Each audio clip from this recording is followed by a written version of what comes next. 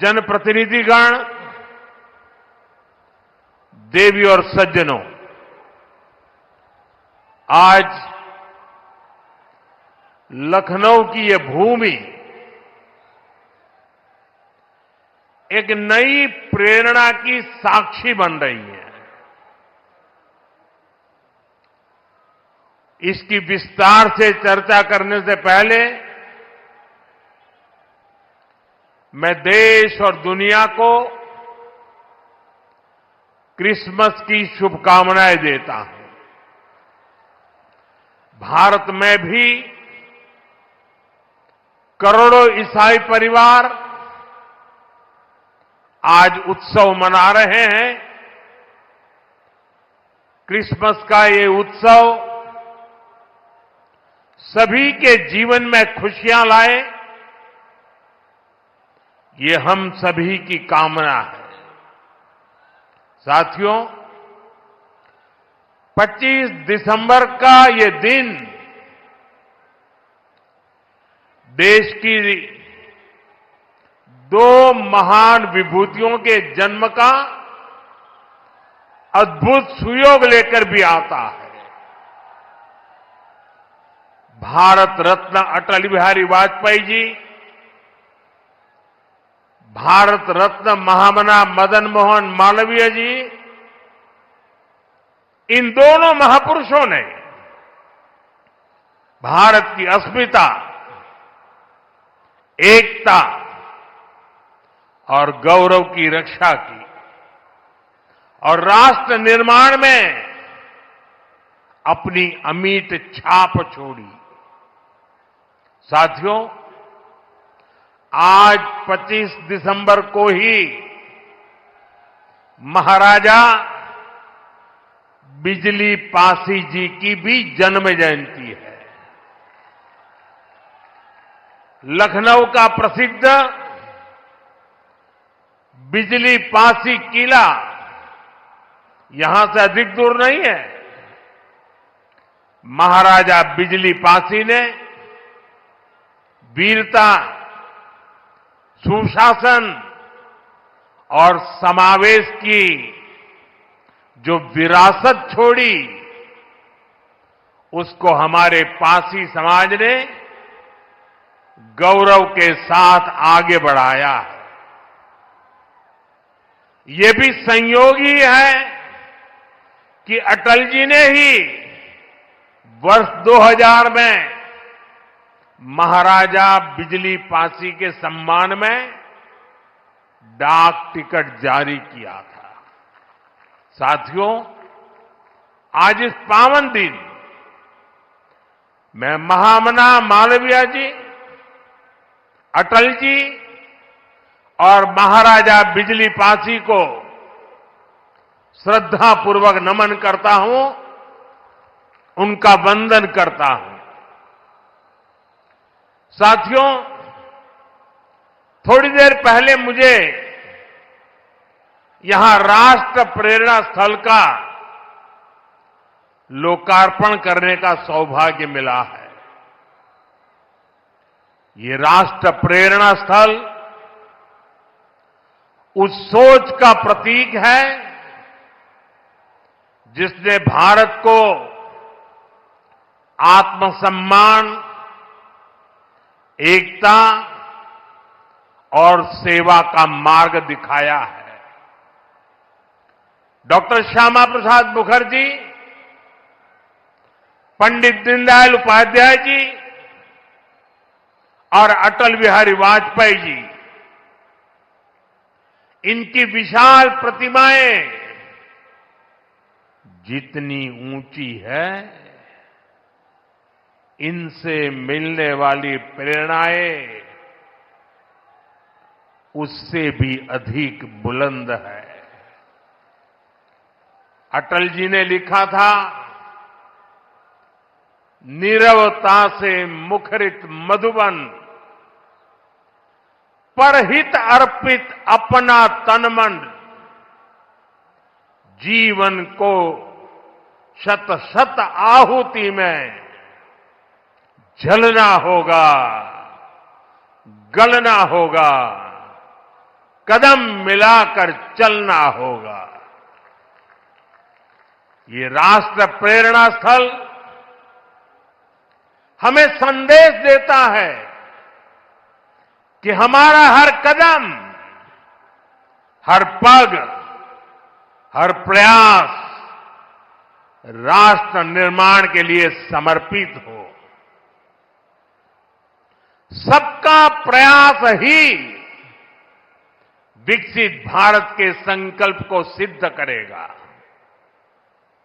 मैं लखनऊ को, उत्तर प्रदेश को, पूरे देश को इस आधुनिक प्रेरणा स्थली की बधाई देता हूं। और जैसा अभी बताया गया और वीडियो में भी दिखाया गया कि जिस जमीन पर यह प्रेरणा स्थल बना है, उसकी 30 एकड़ से ज्यादा जमीन पर कई दशकों से कूड़े कचरे का पहाड़ जमा हुआ था।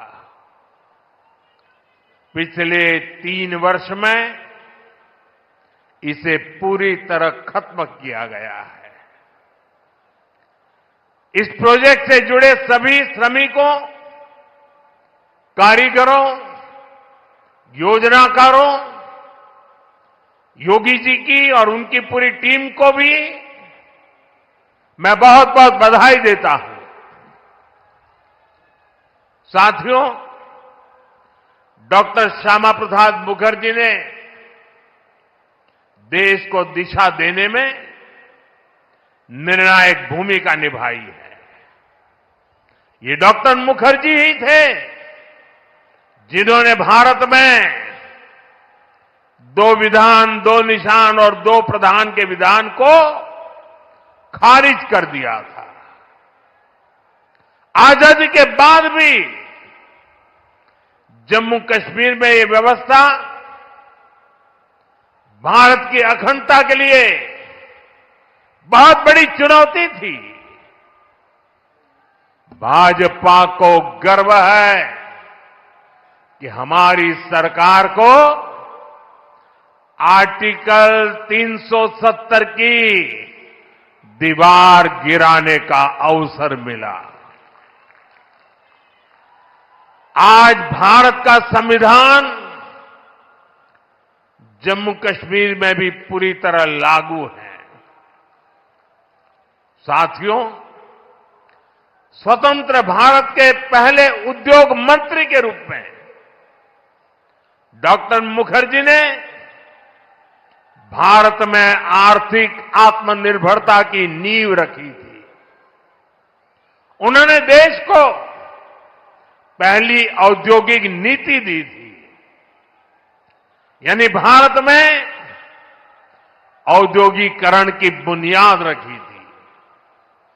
आज आत्मनिर्भरता के उसी मंत्र को हम नई बुलंदी दे रहे हैं।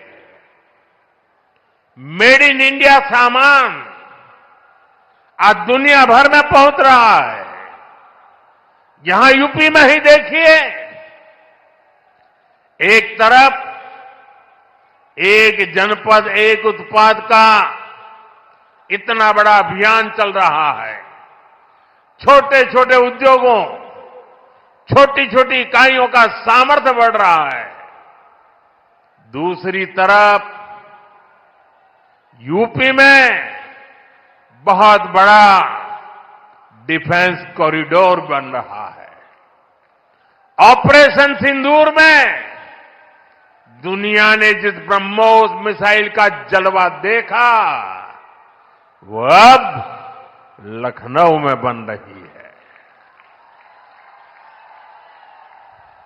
वो दिन दूर नहीं जब यूपी का डिफेंस कॉरिडोर दुनिया भर में डिफेंस मैन्युफैक्चरिंग के लिए जाना जाएगा।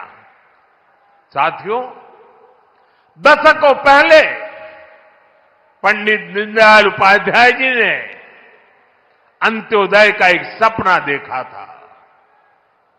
वे मानते थे कि भारत की प्रगति का पैमाना अंतिम पंक्ति में खड़े अंतिम व्यक्ति के चेहरे की मुस्कान से मापा जाएगा।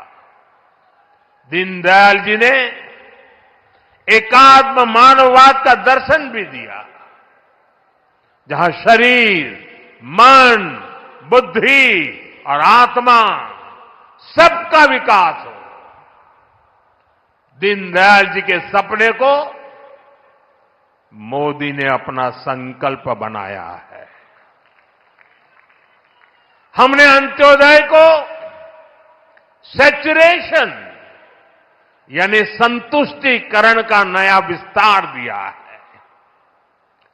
सैचुरेशन यानी हर जरूरतमंद, हर लाभार्थी को सरकार की कल्याणकारी योजनाओं के दायरे में लाने का प्रयास। जब सैचुरेशन की भावना होती है तो भेदभाव नहीं होता, और यही तो सुशासन है, यही सच्चा सामाजिक न्याय है, यही सच्चा सेकुलरिज्म है।